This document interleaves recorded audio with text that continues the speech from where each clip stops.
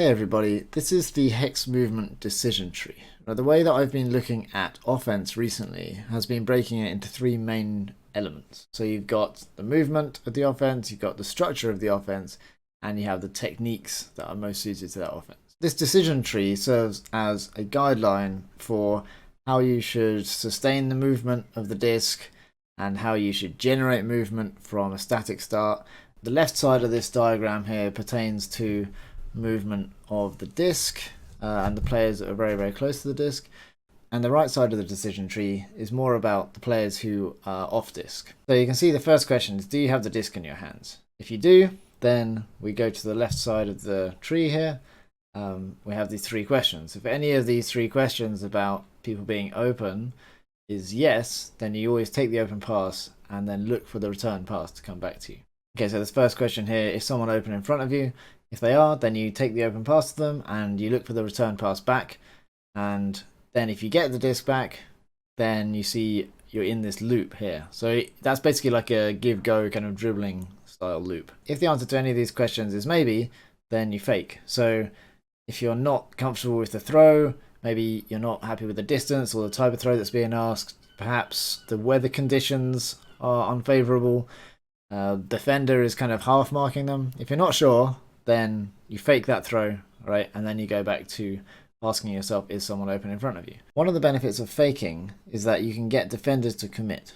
Okay, if it's a believable, realistic option and you're just not confident on it, or you don't think the window's big enough, then putting in a good fake will mean that the defender has to bite, and that can make your teammate then free elsewhere. So after you fake, then it's worth staying looking at that teammate to see if they're free. So that's your first option. If someone is open in front of you immediately after you catch the disc, then you take that pass. If there's not someone open directly in front of you after you catch it, then your next look is for the previous thrower. Is the previous thrower open? Now, you know quite a lot about the previous thrower because you've been watching them throw to you. So you know their position, their defender's relative position, and it can be quite easy to tell if they're free or not immediately. If they're not, then you ask yourself if you can continue the path of the disc. So this means if the disc comes from the left and you catch it in the middle, then you will look to pass to the right afterwards, right, after checking the previous options. These last two can be interchanged, so in some situations it's easier to actually look back at the thrower, or you want to look back at the previous thrower before you look for the continue. That lends itself to a more dribbling kind of style of Hex.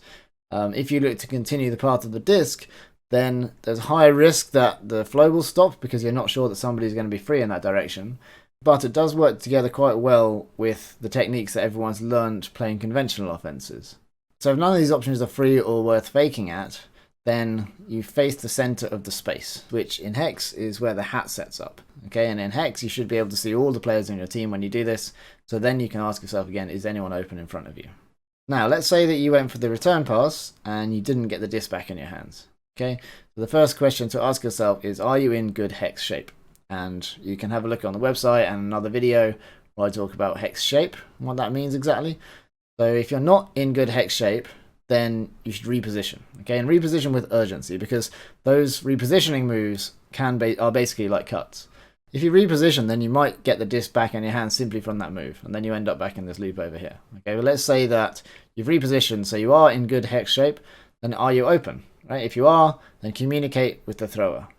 So this means putting a hand up to indicate that you're free, or maybe shouting to get their attention. Some kind of communication so that the thrower can see the option that you're providing. Hopefully this will get the disc in your hands. If it doesn't, and you're not open, then you ask yourself, is the thrower looking at you?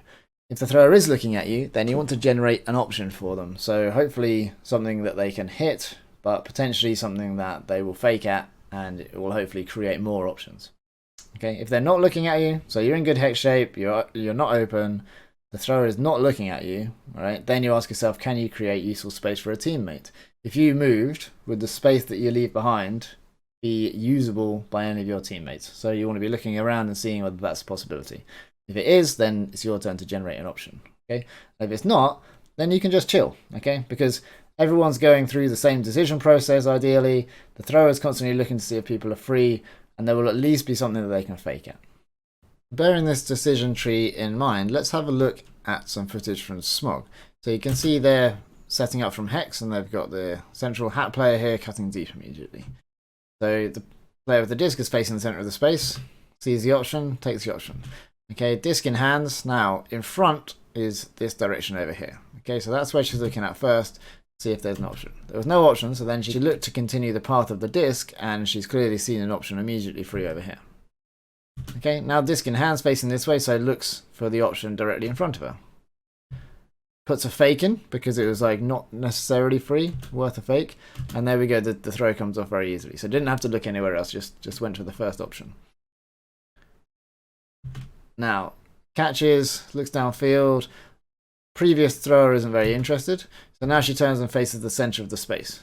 Okay, this is where she can see everybody. Immediately somebody comes back. It's the previous thrower, in fact, so still well in that decision tree. Previous thrower catches it, looks to continue the path of the disc.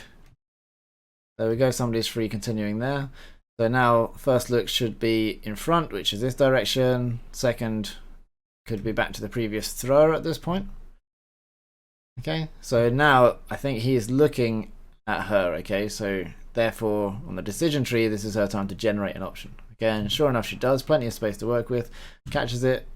This is the player that's open in front, okay. However, a quick look to see continuing the path of the disc, and you see great cut timing here. Make that pass easy. Continuing the path of the disc, we see this player is free for the short pass here, and again continuing the path of the disc, and the huck's going to go. Nice job here to box out and go up with the right hand for the catch. So if we watch that back in full speed, you can see they're set up at the beginning. And this is a well played point by SMOG. They're keeping the flow very well. The disc doesn't really stay in anyone's hands for longer than maybe 3 seconds. Yeah, that was potentially like 3 or 4. Maybe because they're slightly out of shape, but the shape is generally pretty good throughout this point. A little bit spread at this moment, but then they're able to get the passes off. And then this is really well timed cuts to be able to be free for continuing the path of the disc. And a nice finish to it. So that was the Hex Movement Decision Tree. I hope you find it useful when you're playing Ultimate, whether it's Hex you're playing or another offense. It should be generally a really good guideline for your decision making when you've got the disc in your hands and when you don't have the disc in your hands. Feel free to share the flowchart and this video with anyone on your team. Just like everything in Ultimate, these things work really well when everyone's on the same page. You know exactly what the person's looking for, and you can provide them with the options that they need. Alright, that's all for now. I'll see you again soon.